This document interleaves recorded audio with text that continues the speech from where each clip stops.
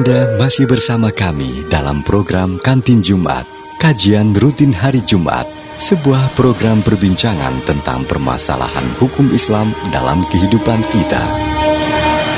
Program Kantin Jumat ini hasil kerjasama Lajnah Bahsul Masail Mudi Mesra Samalanga, Radio Mutiara 104,8 FM, dan Radio Yadara 92,8 FM, Radio Syiar dan Informasi.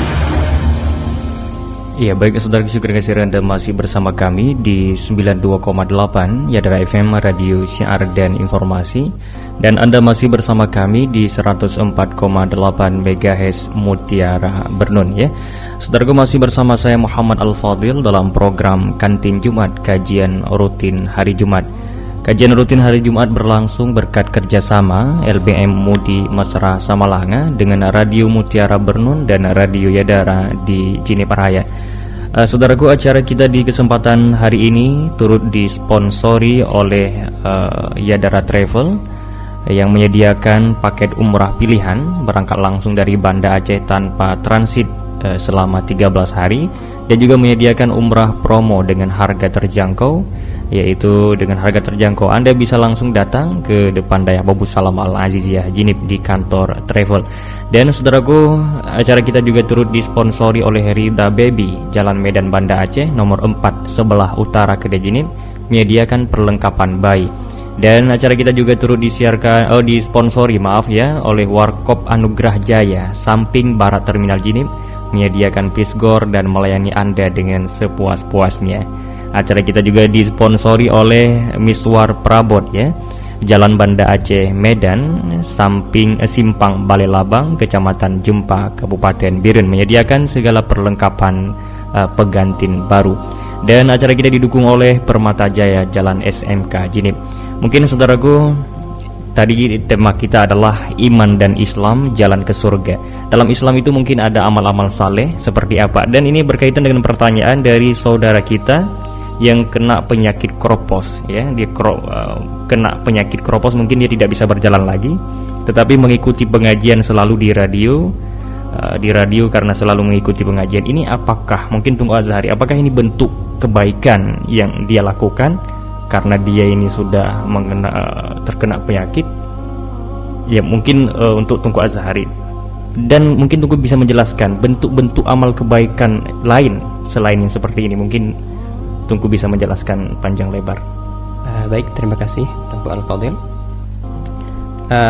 Sebelum menjawab pertanyaan ini kaitannya dengan amal soleh. Tadi kita sudah menjelaskan sedikit banyaknya tentang apa itu iman.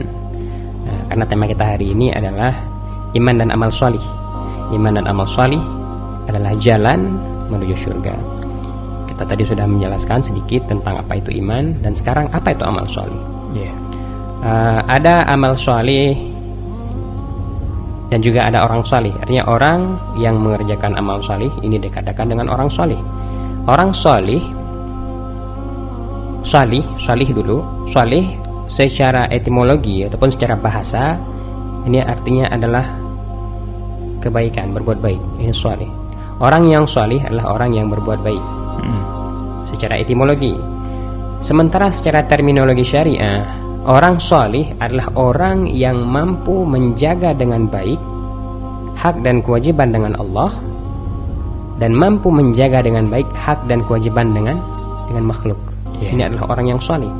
Jadi hakikat daripada soleh adalah menjaga hubungan yang baik dengan Allah Subhanahu wa ta'ala, menjaga hubungan dengan baik dengan Allah Subhanahu wa ta'ala, atau dalam istilah lain dikatakan dengan hablum minallah, juga hablum minan nas, menjaga hubungan dengan manusia, menjaga hubungan tersebut dengan sangat baik. Ini adalah orang yang soleh. Jadi amal soleh itulah dia. Amal soleh adalah menjaga hubungan yang baik dengan Allah, juga menjaga hubungan yang baik dengan manusia.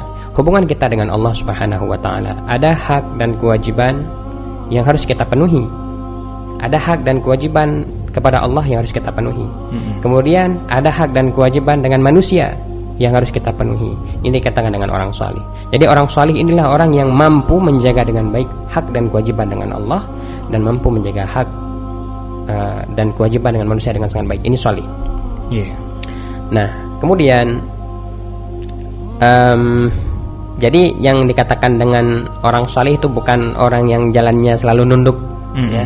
Jadi kalau kita tafsirkan orang salih itu orang yang jalannya nunduk, mungkin pencuri yang kehilangan barangnya, yang sedang mencari barang yang hilang juga orang salih. Karena dia jalannya nunduk nih, padahal dia pencuri. Nah, jadi seperti ini orang salih biasanya jalannya nunduk, dia qadul basar, menjaga pandangan dari hal-hal yang haram. Tapi tidak setiap orang yang jalannya nunduk itu orang salih. Nah, jadi seperti itu. Jadi hakikat daripada salih adalah menjaga dengan baik hubungan dengan Allah, menjaga dengan baik hubungan dengan manusia. Nah, kemudian terkait dengan hubungan kita dengan Allah Subhanahu wa taala. Bagaimana cara kita berbuat baik kepada Allah Subhanahu wa taala? Apa yang harus kita lakukan? Hubungan bagaimana yang harus kita jaga dengan Allah agar kita termasuk dalam orang yang salih? Yang pertama, kita harus bertakwa. Ini yang pertama sekali.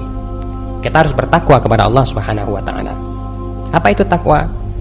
Secara sederhana, gambaran sederhana, takwa ini adalah mengerjakan segala perintah Allah. Apa saja yang diperintahkan oleh Allah Subhanahu wa taala kita kerjakan, dan apa saja yang telah dilarang oleh Allah Subhanahu wa taala kita tinggalkan. Ini takwa. Imtitsalu awamirillahi azza wajal wajtinabu nawahihi sirran wa alaniyah. Mengerjakan segala perintah, meninggalkan larangan. Nah, ini takwa kepada Allah. Nah, ini gambaran sederhana. Karena sebenarnya kalau kita ingin membahas secara detail tentang masalah takwa ini, pembahasannya akan panjang lebar.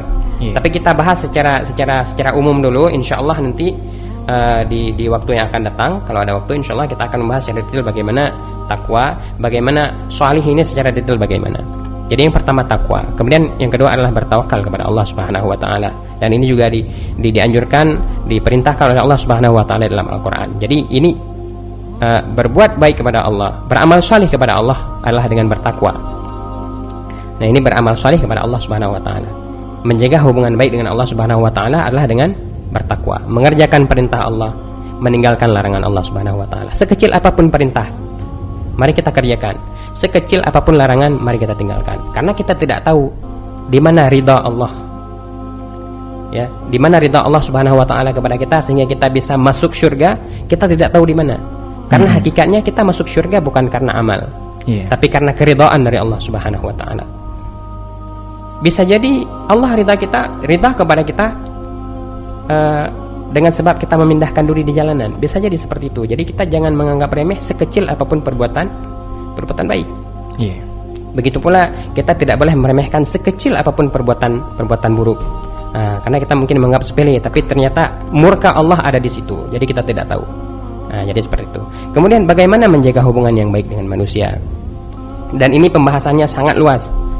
Karena hubungan antar manusia ini bisa terbagi kepada beberapa pembagian. Karena manusia bisa ditinjau dari beberapa aspek, ya. Yang pertama, hubungan antara kita dengan orang tua kita. Ini kan hubungan antara manusia dengan manusia. Hubungan antara anak dengan orang tua. Anak ini manusia, orang tua juga manusia. Jadi bagaimana seharusnya seorang anak bersikap terhadap orang tuanya? Bagaimana kewajiban orang tua terhadap anaknya? Kemudian juga hubungan kita dengan saudara kita di rumah, saudara-saudara di rumah. Bagaimana hubungan kita dengan tetangga-tetangga kita? Bagaimana hubungan yang baik yang harus kita jaga antara rakyat dengan pemimpin? Bagaimana hubungan antara seorang penjual dengan seorang pembeli? Dan ini luas pembahasannya. Jadi ini hubungan antar manusia ini. Kemudian juga hubungan antar umat dengan nabinya. Bagaimana seorang umat ini mematuhi perintah daripada seorang nabi? Karena ini juga termasuk ke dalam hubungan antar manusia dengan manusia. Jadi seperti itu. Jadi beramal salih, menjaga hubungan dengan menjaga hubungan yang baik dengan manusia, menjaga hak dan kewajiban antar manusia yang satu dengan manusia yang lain. Ini juga termasuk ke dalam amal salih. Dan ini harus bagaimana caranya? Nah, kita harus menuntut ilmu ini. Bagaimana hubungan antar anak dengan orang tua? Nah, ini punya peraturan-peraturan dalam syariat yang harus kita pelajari dan harus kita ketahui bersama. Sehingga ketika kita sudah menjaga hubungan kita dengan baik dengan sesama manusia dari berbagai aspek yang telah kita berikan contohnya barusan, insyaallah apabila kita sudah menjaganya dengan baik, insyaallah kita termasuk dalam orang yang salih, Dan insya Allah jika ditambahkan lagi dengan iman kepada Allah Subhanahu wa taala, insya Allah ini akan luar biasa. Janji Allah Subhanahu wa taala nanti di akhirat kita akan masuk surga, insya Allah. Baik, Tunku Azhari, mungkin kalau pertanyaan tadi bentuk mendengarkan pengajian, kalau dia tidak sempat pergi ke majlis taklim, mendengar lewat radio, misalnya radio Mutiara atau radio daerah yang menyiarkan pengajian, dia dengarkan itu, apakah itu bentuk kebaikan yang dia lakukan? Ya, alhamdulillah, tidak perlu kita ragu bahwa ini betul-betul amal salih. Amal salih dalam hal apa? Menjaga hubungan yang baik dengan Allah Subhanahu wa taala, juga dengan manusia. Manusia di sini adalah nabi. Karena Nabi Muhammad SAW memerintahkan kepada kita untuk menuntut ilmu. Talabul ilmi faridah, ya kan? Talabul ilmi faridatun ala kulli muslim wa muslimat, kata Nabi Muhammad SAW. Menuntut ilmu ini hukumnya wajib. Talabul ilmi faridah ala kulli muslim wa muslimat. Menuntut ilmu ini wajib bagi tiap-tiap muslim, baik laki-laki maupun perempuan. Jadi menuntut ilmu ini tidak harus ke majelis ilmu secara langsung. Kalau memang memungkinkan lebih baik, karena memang al ilmu bitalaqi sebenarnya kan. Ilmu itu harus kita berhadapan dengan guru. Tapi kalau memang keadaan kita sudah darurat, kita dalam keadaan sakit, kondisi kita tidak sehat, sehingga tidak memungkinkan kita menghadiri majelis ilmu, maka dengan apa saja. Yang penting ilmu itu bisa kita dapatkan, seperti itu. Baik, mungkin selanjutnya Tunku Srijal. Tunku tadi menjelaskan yaitu tentang iman dalam Ahlussunnah wal Jamaah. Mungkin ada di antara masyarakat, ya, di antara kita ada yang keluar dari Islam atau murtad, ya, keluar dari Islam. Ini ada pertanyaan dari Abdul Jalil, ya. Pertanyaannya, bagaimana seseorang itu bertobat dari kemurtadannya? Terima kasih kepada penanya. Bertobat daripada dosa adalah hukumnya wajib. Dosa apapun, dosa kecil, dosa besar, apalagi dosa sampai keluar daripada iman, menyebabkan murtad. Misalnya menduakan Allah, misalnya menyatakan Allah itu punya anak, misalnya mendustakan sesuatu yang telah ijma' para ulama yang daruri. Misalnya beriktikad salat 5 waktu itu tidak wajib. Ini adalah keluar daripada iman. Bagaimana bertobat daripada dosa? Termasuk bertobat daripada dosa murtad. Yang pertama yaitu meninggalkan dosa tersebut, jangan mengulangi lagi, dan mengucapkan kembali 2 kalimat syahadat, syahadatullah dan syahadat Rasul. Maka dalam hal ini, ketika kita mengucapkan 2 kalimat syahadat dan meyakini Allah Ta'ala adalah sebagai Tuhan kita, sebagai Rabb kita, Nabi Muhammad adalah Rasulullah yang kita ikuti, maka menjadi orang beriman kembali. Akan tetapi keadaan salat di masa murtad yang ditinggalkan, maka wajib diqata. Baik, mungkin pertanyaan berikutnya Tunku Srijal. Pertanyaannya dari Aldi, ya, di Luxmawe. Pertanyaan Tunku, apakah dosa zina bila tidak dicambuk, akan tetapi dia telah bertobat, apakah itu diampuni oleh Allah Subhanahu wa taala? Tidak dicambuk dosa zina. Hal ini memang telah terjadi pada masa Rasulullah sallallahu alaihi wasallam yang bernama Ma'iz. Ma'iz ini telah melakukan zina dan mengaku kepada Rasulullah. Kemudian Rasulullah terus menyindirnya. Kadang engkau bukan melakukannya, akan tapi cuma menyentuhnya. Ya Rasulullah, aku telah melakukan zina. Dan pada akhirnya beliau pun berkata, Ma'iz pun berkata, ya Rasulullah, aku memang telah melakukan zina. Aku bukan sekedar menciumnya, aku bukan sekedar menyentuhnya, aku bukan sekedar memeluknya, akan tapi aku telah melakukan zina. Maka Ma'iz pun dicambuk oleh Rasulullah sallallahu alaihi wasallam. Ini mempunyai makna bahwasanya jika seseorang itu melakukan zina, disindir oleh Rasulullah supaya merujuk daripada pengakuannya. Jika seseorang melakukan zina, sunnat bagi orang tersebut untuk menyembunyikan perbuatannya. Ini memang terdapat dalam kitab seperti kitab Al-Bajuri, dinyatakan apabila seseorang telah melapor kepada hakim, aku telah berbuat zina, maka disunatkan untuk merujuk dan menyembunyikan. menyembunyikan, "Ya hakim, aku bukan melakukan zina. Yang kemarin aku membohongi engkau." Maka jangan ceritakan kepada siapapun hal ini. Segera bertaubat. Maka jika tidak ada saksi, jika tidak ada orang yang mengangkat kepada hakim, maka selayaknya cepat-cepat bertaubat. Ataupun untuk menjauhi daripada perbuatan zina, kalau sudah sanggup memberikan biaya ekonomi dan sebagainya, lakukanlah perkawinan, lakukanlah pernikahan dengan cara sah, maka kita akan jauh daripada zina. Ya, itulah solusinya. Ya, namun walaupun belum dicambuk, seseorang telah bertaubat karena Allah, kemudian melakukan tahzib, menuntut ilmu, kembali kepada jalan Allah, maka akan diterima taubat insyaallah. Ya, baik. Mungkin pertanyaan berikutnya untuk Tunggu Azhari ya. Pertanyaan Tunggu ini dari 0852 26 sekian pertanyaan yang Tunggu.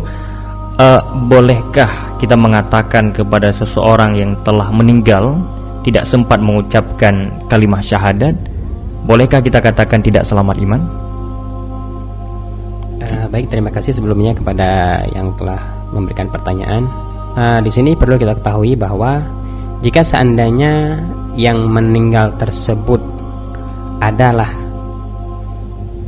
seorang yang kafir, seorang yang non-muslim, ya, ini memang secara pasti bahwa dia itu tidak sah imannya. Bukan tidak sah iman, karena memang tidak beriman. Maksudnya berdasarkan pertanyaan tadi, bagaimana? Apakah boleh kita katakan seseorang itu tidak selamat iman? Tidak selamat iman. Jadi seperti ini, terkait dengan mengucapkan dua kalimat syahadah. Yang dimaksudkan dengan mengucapkan dua kalimat syahadah di dalam rukun Islam ini adalah syahadatul Islam. Syahadatul Islam, maksudnya syahadah yang ketika seseorang mengucapkan dua kalimat syahadah ini dia menjadi orang Islam. Nah, jadi khusus makna mengucapkan dua kalimat syahadah yang menjadi rukun Islam yang pertama, ini maksudnya syahadatul Islam, artinya syahadah yang dapat memalingkan seseorang dari kufur menjadi muslim. Sehingga dari mana ini tidak lagi termasuk orang yang sudah memang lahirnya dari orang tua yang muslim. Jadi kalau seseorang lahir dari orang tua yang muslim, ini walaupun dia tidak mengucapkan dua kalimat syahadah, dia sudah dihukumkan sebagai orang Islam. Jadi maksud dua kalimat syahadah yang menjadi rukun yang pertama dalam Islam adalah syahadatul Islam. Artinya khusus kepada orang kafir yang akan masuk Islam ini diharuskan mengucapkan dua kalimat syahadah. Sementara seorang anak yang lahir dari orang tua yang Islam, insya Allah dia muslim, jadi tidak diwajibkan lagi mengucapkan dua kalimat syahadah. Jadi kepada orang Islam, kepada seorang anak yang lahir dalam Islam, sekalipun dia tidak mengucapkan dua kalimat syahadah dan dia meninggal tidak mengucapkan dua kalimat syahadah, dia tidak kufur. Insya Allah selamat iman selama dia beriman kepada Allah Subhanahu Wa Taala dan melakukan amal saleh seperti itu. Ya, tidak mesti ada ucapan akhir hayatnya itu ya. Tidak mesti.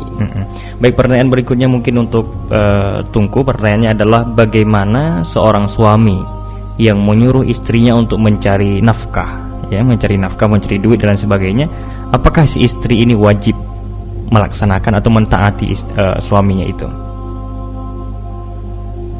Memang hukum dasar seorang istri wajib taat kepada suami. Namun dalam hal ini istri tidak wajib. Mengapa? Karena sebenarnya yang wajib mencari nafkah ini adalah seorang suami, bukan istri. Ya, jadi sebenarnya kewajiban mencari nafkah ini adalah suami, bukan istri. Kalaupun memang ada seorang istri yang mencari uang, ya, terlepas dari apakah ini perintah suami ataupun perintah suami ataupun kemauan dari istri untuk mencari uang, maka uang ini adalah milik daripada istri nanti. Ini terlepas dari dosa keluar rumah, nanti bercampur baur dengan lelaki ketika mencari nafkah. Ini terlepas dari hal itu semua. Uang yang dicari nanti ini adalah milik istri nanti, tidak boleh diambil untuk suami. Cuman untuk masalah pertanyaan tadi, apakah wajib mentaati suami dalam hal ini? Insya Allah tidak wajib. Tidak wajib ya. Tidak wajib. Baik, berikutnya mungkin Tunggu Yusrijal. Pertanyaannya ini dari 08 12 sekian 12 21 21 sekian. Pertanyaannya Tunggu, apakah orang yang menghafal Al-Qur'an itu bila lupa, apakah dia berdosa? Menghafal Al-Quran adalah ibadah dan wajib mengulang-ulanginya adapun murajaah, kata orang tersebut. Jika kita melupakan ayat Al-Quran dan tidak lagi murajaah, ini adalah dosa besar. Maka dalam hal ini walaqad yassarna Qur'ana lidzikri, Allah Ta'ala telah memudahkan Al-Quran bagi orang yang mengingat ataupun bagi orang yang selalu berzikir. Orang yang benar-benar menghafal Al-Quran, maka dia akan selalu murajaah, dia akan selalu mengulangi hafalannya, merutinkannya, maka jauh daripada lupa. Maka jika seseorang melupakan ayat-ayat Al-Quran yang telah dia baca, ini termasuk dosa besar, sebagaimana terdapat dalam kitab I'anatul Talibin. Jika lupa, solusinya murajaah kembali. Sehari misalnya 2 juz, kemudian selanjutnya hari yang kedua adalah juz yang selanjutnya, insya Allah akan kembali hafalan tersebut dan akan diampuni oleh Allah Subhanahu wa Ta'ala. Iya, baik. Dan pertanyaannya Tunggu, mungkin ini pertanyaan dari 08536179 sekian. Bagaimanakah seseorang yang mengatakan bahwa sifat 20 itu tidak wajib belajar? Ini hukumnya seperti apa? Tapi tunggu, jangan dijawab dulu. Insya Allah kita akan jawab setelah jeda berikut ini. Dan saudaraku, acara kita di kesempatan siang hari ini disponsori oleh Miswar Prabot ya, Jalan Banda Aceh Medan, Simpang Balai Labang, Kecamatan Jempa, Kabupaten Biren. Dan acara kita juga disponsori oleh Warkop Anugrah Jaya ya, samping Barat Terminal Jenip, menyediakan piskor dan melayani Anda dengan sepuas-puasnya. Juga disponsori oleh Rida Baby, Jalan Medan Banda Aceh nomor 4 sebelah utara Kedai Jinip, menyediakan segala perlengkapan bayi ya. Dan acara kita juga disponsori oleh Yadara Travel yang menyediakan paket umrah pilihan berangkat langsung dari Banda Aceh tanpa transit ya. Dan saudaraku, Yadara Travel menyediakan umrah plus Turki bulan November 2017 dengan harga 25 juta. Dan saudaraku, acara kita juga didukung oleh Permata Jaya, Jalan SMK Jinip. Baik saudaraku, kita akan kembali setelah jeda berikut ini dengan menjawab segala pertanyaan Anda. Anda masih bersama kami dalam program Kantin Jumat, kajian rutin hari Jumat, sebuah program perbincangan tentang permasalahan hukum Islam dalam kehidupan kita. Program Kantin Jumat ini hasil kerjasama Lajnah Bahsul Masail Mudi Mesra Samalanga, Radio Mutiara 104,8 FM, dan Radio Yadara 92,8 FM, Radio Syiar dan Informasi.